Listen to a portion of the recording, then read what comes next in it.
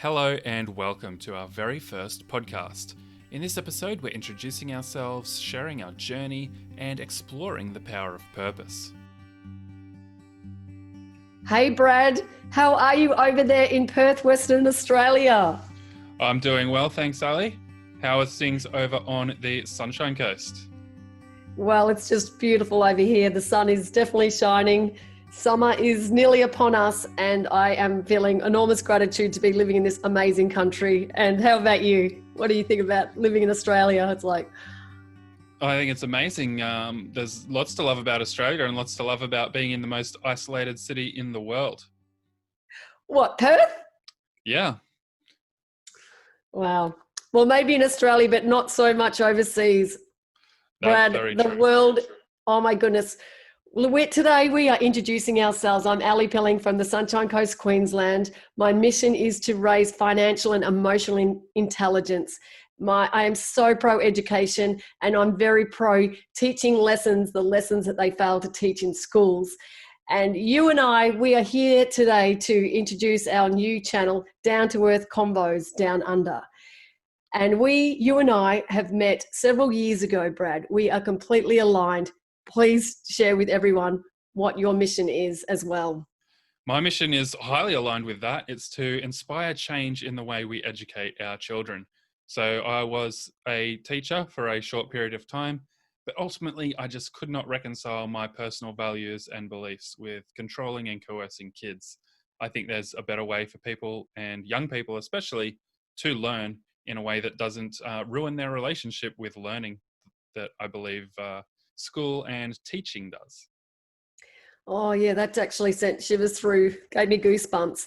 I remember, I'm a mother of three, by the way, and I remember dropping one of my sons off to school, and he was in year 11 at the time, and he basically said to me, say goodbye to the genius, because it is just such a Wow. sad thing out there that more and more children every year, year after year, week after week, so disengaged with our school system.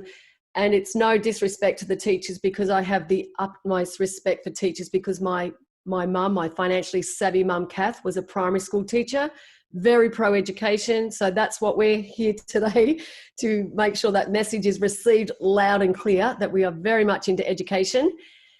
But just one thought that's come to me right now is that my mum was a school teacher back in the day, many years ago. My mum has passed, but she has certainly handed down wisdom, golden nuggets from above. And my mum was telling me for years, her and her colleagues, her teachers, tried to introduce financial literacy, just one of the wheel of life areas that we cover, that we will be covering in our channel, that they failed to introduce financial literacy in our school system. This is one of the things that you and I are 100% aligned on. We love studying and finding more out about the finance world. So anyone that's found us on the channel today, stay tuned, because we are going to share so much wisdom on that subject alone. So let's bring it back to you, Brad. What are your thoughts? Yeah, absolutely. We've had lots of conversations around the wheel of life, and the amount of times that we've said, oh, we should be recording this, it's too many.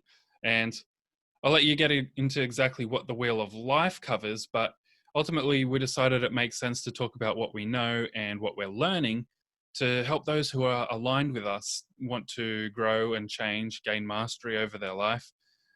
So really what we're doing here is to inform, to inspire, and hopefully that helps some people to take action, make more informed decisions, and transform from where they are now to where they want to be. What about you, Ali? So what's driving you in this? Tell me that story about not unplugging and burying your head in the sand. Oh, yes, absolutely. Okay, so recently, so just a little bit of a back step. We've all had a very challenging year. I will not, some people say that the world hasn't changed for them, but I deny that, because everyone has been affected with what's going on in the world over the last 10 months. In the beginning, we thought there was a deadly virus. I was terrified, to tell you the truth. And I've worked through lots of things, strategies on how to deal with stress, worry, and concern. So I'd love to share that later. So for me, finance, and I've been an entrepreneur for 30 years, co-running a successful business with my husband and family. So financial education, financial independence, security is just high on my values. There's no way I can put my head in the sand to what's going on. So I dug very deep, and I have done hours and hours, and I know that you have too, Brad, in researching what the hell's going on. And we've been studying it for years, not just this year, by the way. So my friend who noticed that my family, or I, was affected by what was going on, we're talking March, April, where it was pretty early days, my beautiful, dear, close friend for many years said to me, Ali, I'm going to challenge you not to research anything on the financial global catastrophe, my words there, for 7 days. I appreciated her feedback. It made me look within and think, where could I make a difference? Because worry and concern shuts down our immune system, and that's not what we need now. We need to be healthy to fight a nasty flu that's going around the world. So more on that later down the track in our conversations. But I thought there's absolutely no way that I have been an entrepreneur for the last 30 years and built financial wealth and financial security and independence for my family is so important. There's no way, no, I'm putting my head in the sand. So I continue to study every day on something that's meaningful, that means something to me.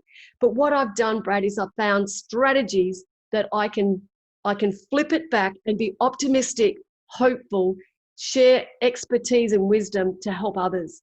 So that's what it's about for me. So, and that's one of the reasons why we've started our channel, because we know we've got some golden nuggets to share, some takeaway actions that not only will inspire, educate, but transform.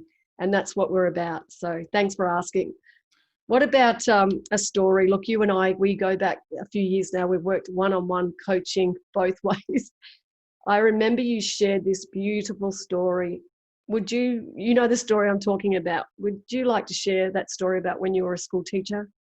Yeah, absolutely. So when I was teaching on my very first prac in university, I had my eyes opened by a 7-year-old in my very first week as a student teacher.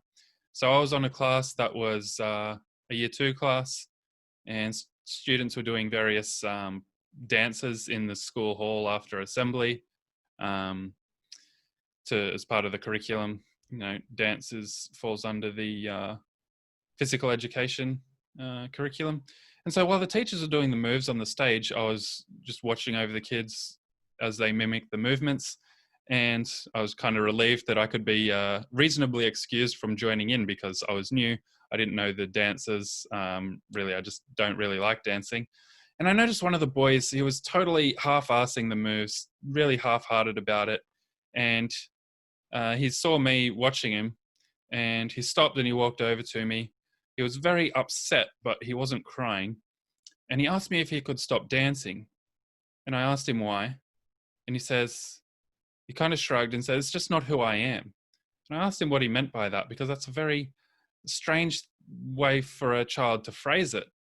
And I was kind of astonished because he articulated it in terms of his identity.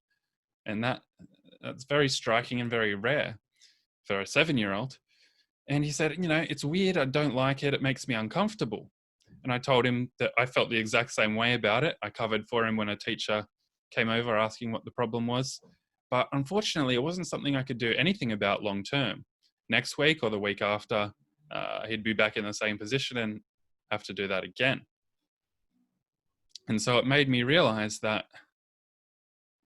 school is compelling and compulsory in every sense, not just attendance, but you must do this with your body at a certain time when you're told by the teacher. And I do not like that whatsoever. That completely butts heads with my philosophy and beliefs around healthy relationships, interacting and learning. Oh yeah, that's profound. And is that one of the stories that incident is one of the reasons why you left teaching? Right? It is. It was on my very first prac, and so I went through, finished my degree and did it for a year and a half. But it was probably the first warning sign among many. Thank you for sharing. And we know what our channel's going to be about.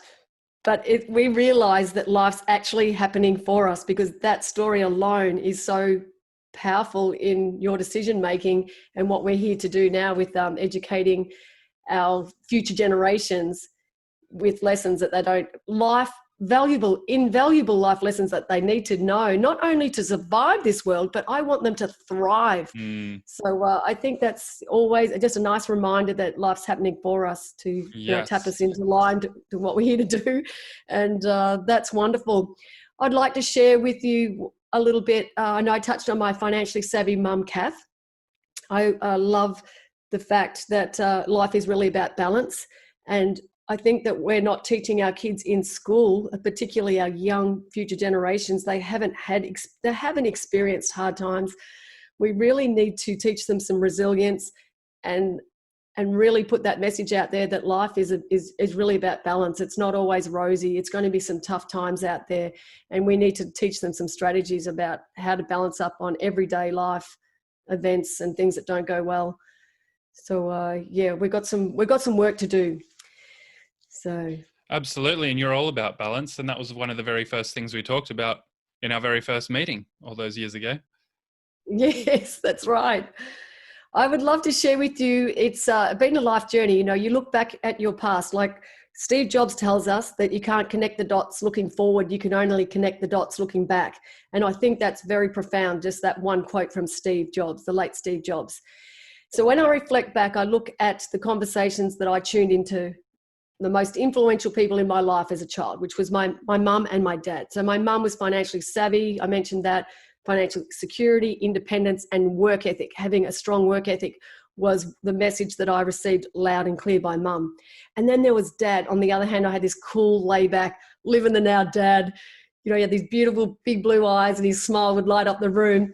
And he taught me not only that he wouldn't work for anyone else, no one would tell him what to do. Dad just didn't worry about stuff. He just had this uncanny ability to live in the now, in the moment, which is really good a lot of the time, but not to the extent where you're living so much in the now and not working. You can't just have fun, friends, family, and, sink a few beers, which Dad loved to beer and all that sort of thing. You need to actually work. Like Mum taught me, you've got to work and set yourself up, because then you can actually enjoy the now. Because if we're not financially set up, we will rob ourselves of living in the now through financial worry and concern. So I've got golden nuggets of wisdom to share in the future conversations that we're going to have. So anyone interested in tuning in, you and I are both aligned with that. So what I learned in that story was that, polar opposites attract. I love that. And that we are always bringing ourselves into balance. And I look at the wheel of life. I use Dr. John Demartini's wisdom there, where he names like 7 areas of life: family, financial, social, spiritual, mental, physical, and vocational, which is your career, your profession, your job, if that's the case, or school, if we're talking to our youth. So I look for, and I'm a coach, I'm a family wealth coach, where I'm helping families, working with parents and their kids to find wealth, to achieve wealth, but in all areas, because it's not about the money. And that nearly took me a lifetime till now to realize it's not about the money. It's doing what you are passionate about, what you innately enjoy doing, and wrapping meaning and purpose around what that is. And for me, the golden nugget is find a way to get paid for that. Get paid for your passion and your purpose. That's what I'm about. So that's the wealth wheel of life, touching on that. So I look forward to sharing these down to earth combos around those subjects for me. What would you like to add to that, Brad? Yeah, for sure. I think getting balanced is important. And if you maximize for one of those aspects on the wheel of life, but you are not wealthy in the other areas, then you're not going to have a great quality of life, right? It needs to be balanced to some extent. You need to be have some spirituality and to be improving on that front consistently. Same for education, same for your physical health, the same for everything. Life is about balance, and you say that often. That's right. And we're imbalanced a lot, sometimes we do, like, we just got to go up and down in different areas of our life. So it's not, I'm not denying that I don't have mine. I just find strategies to help me bring me back into balance, and that's what I do for my clients, friends, family and loved ones, and really humanity as a whole. I'm all about really nailing it. Actually, I've just thought of this one quote that was quite profound, from the book Viktor Frankl, Man's Search for Meaning. A very powerful book. Actually, I'd had it recommended to me over the last 10 years, and I hadn't actually read it until this year. I have this beautiful family friend that had an incident where he had to serve a stint in jail, and that was pretty heavy, and he's a very close family friend. So I thought, oh, how can I help? Oh, I'm getting goosebumps.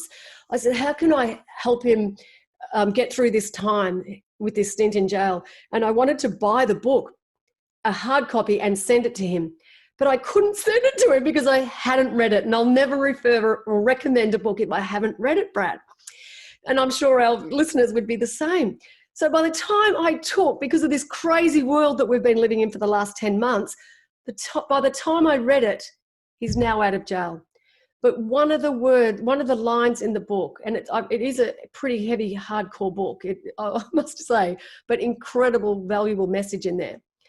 I picked up from Viktor Frankl, live your life as if you are living it for the second time. And I felt, you know what, that's where you and I, we sat back and go, what are we doing, Brad? Let's get over ourselves and our doubts and limiting beliefs and share with people what they need right now.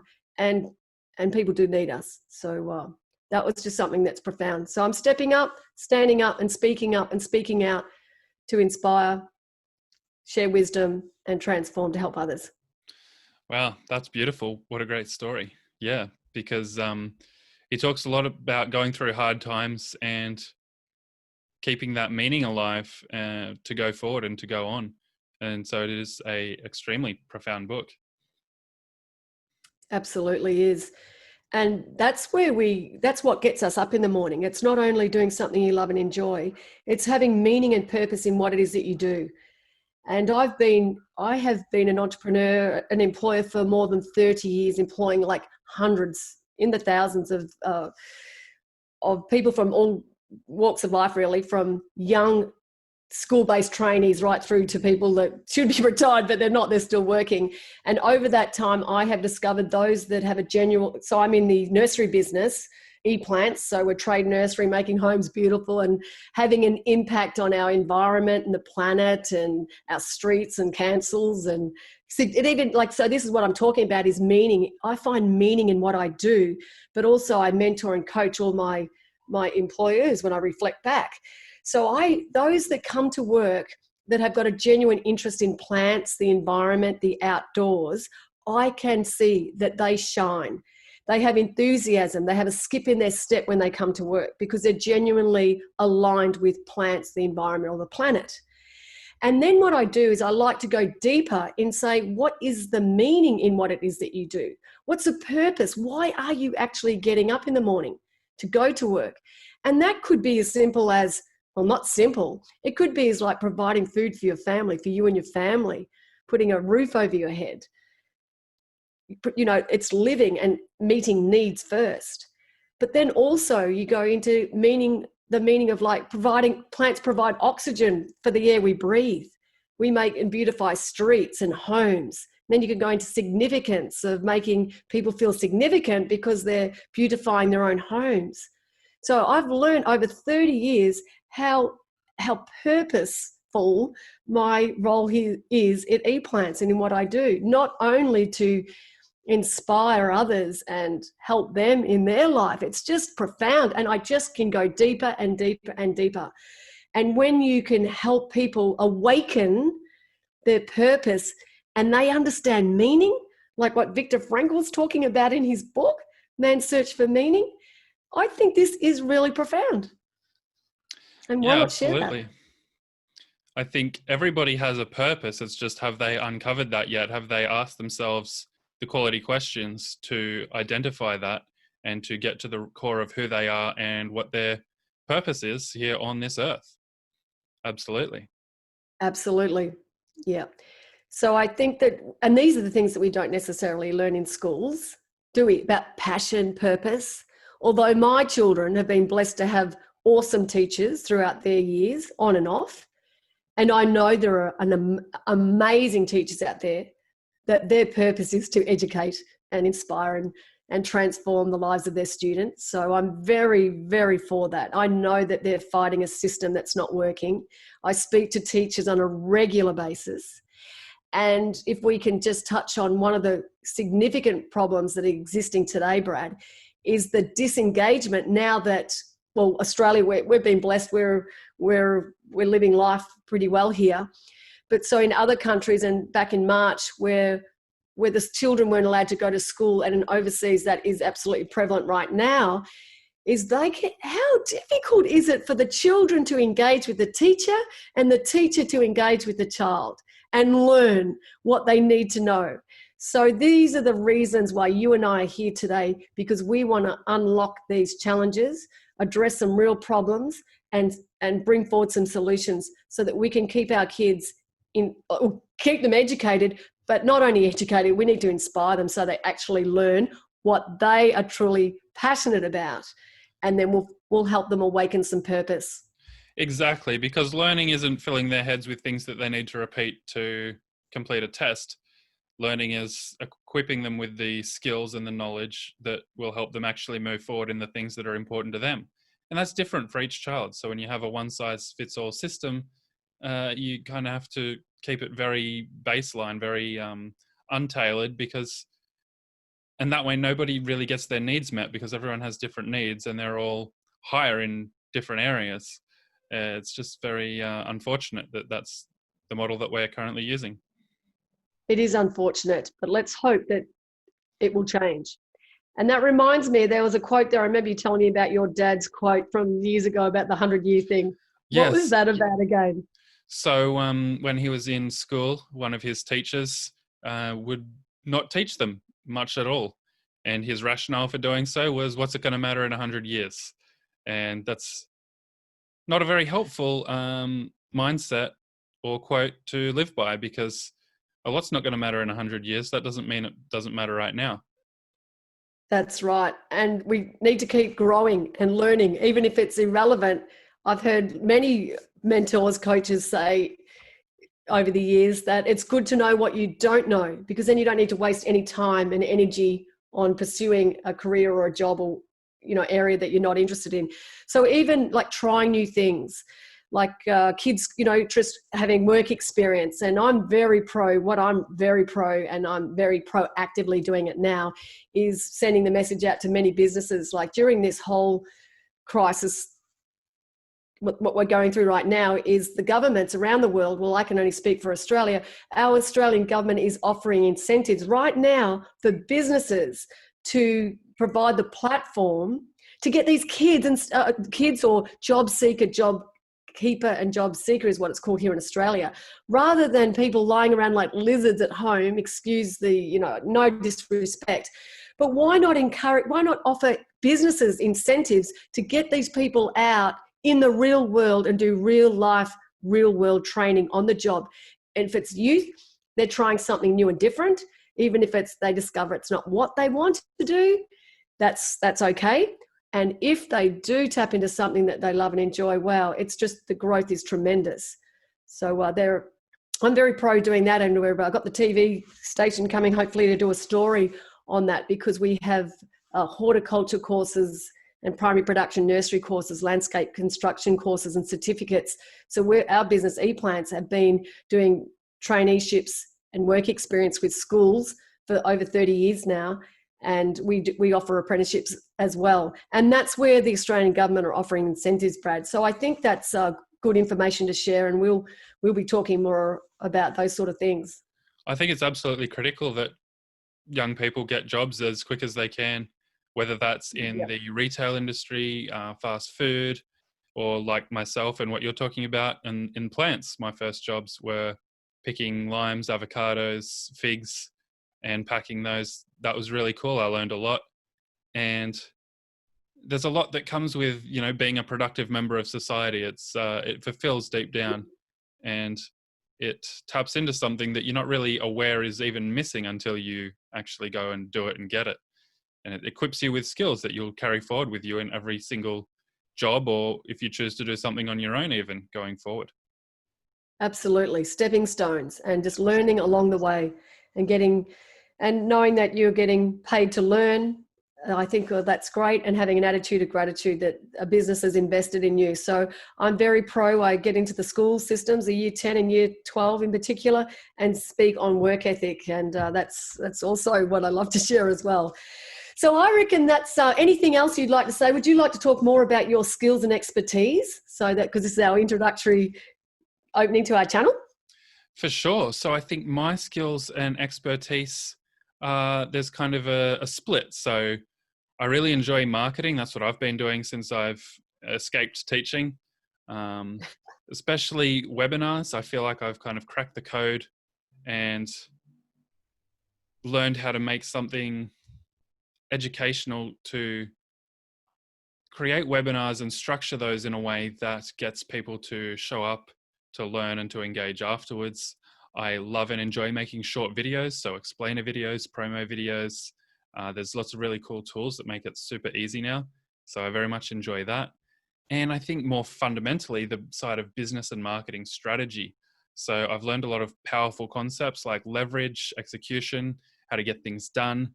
And strategy really just underpins and forms the foundation for everything else in business. It's like the roots of a tree. You don't see them, but the tree wouldn't be there without them.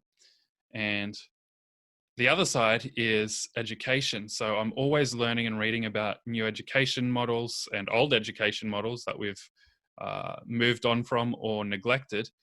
I think there's a lot of wisdom and value to learn from those. And that's going to be a greater and greater focus for me going forward. What about you, Ali? Where are you the expert? Where am I the expert? Well, I used to have this saying that I'm jack of all trades, master of none. That's what I used to say. But I had an epiphany years ago. I didn't realize you were going to ask this question, but what's come through for me now is I studied Dr. John Demartini. I was so grateful to discover him many, many years ago. And he's been very inspirational and transformational to myself and my family. I was listening to John Demartini talking to a gentleman in his audience, and he goes, "Man, you just love freaking talking. You need to wrap a business around that."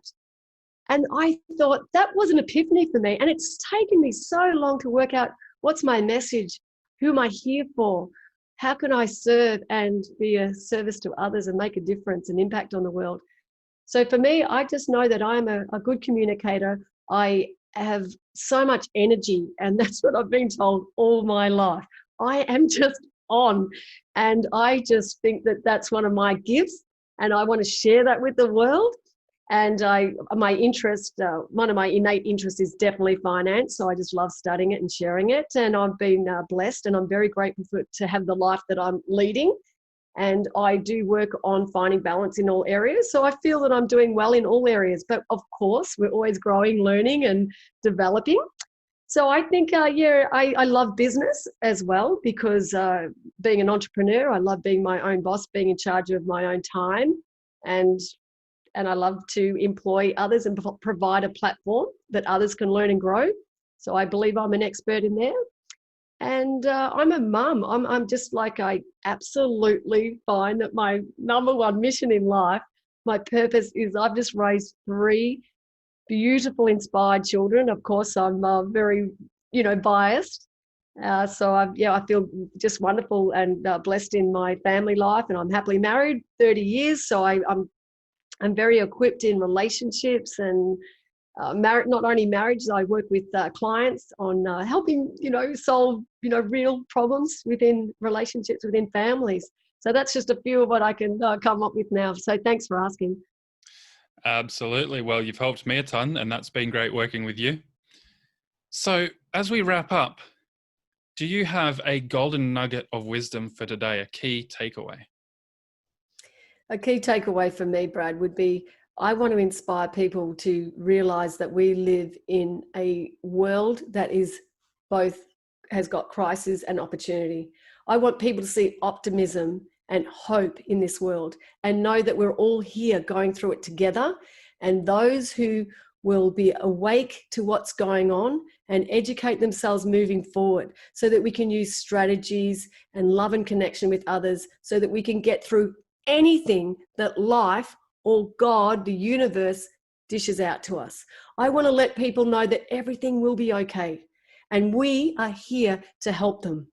And what I'd love to do is encourage anyone that's listening to us to shoot through their questions, or we'll be having guests on our shows in the future. So that's my golden nugget, is to know that you're not on your own, that we are in it together, and that there'll be people that you can call on to help. And I'm one of those people.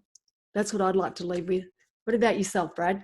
Oh, well, that's beautiful, Ali. Yeah, I'm on board with all of that. I think my takeaway is that we create our own meaning for ourselves. So it's internal, it's an internal process, and it's very important to be present. And really, there's no sense putting off what can be done today. Move fast where you can. That Madonna song has a golden nugget. Time goes slowly for those who wait, no time to hesitate. Those who run seem to have all the fun.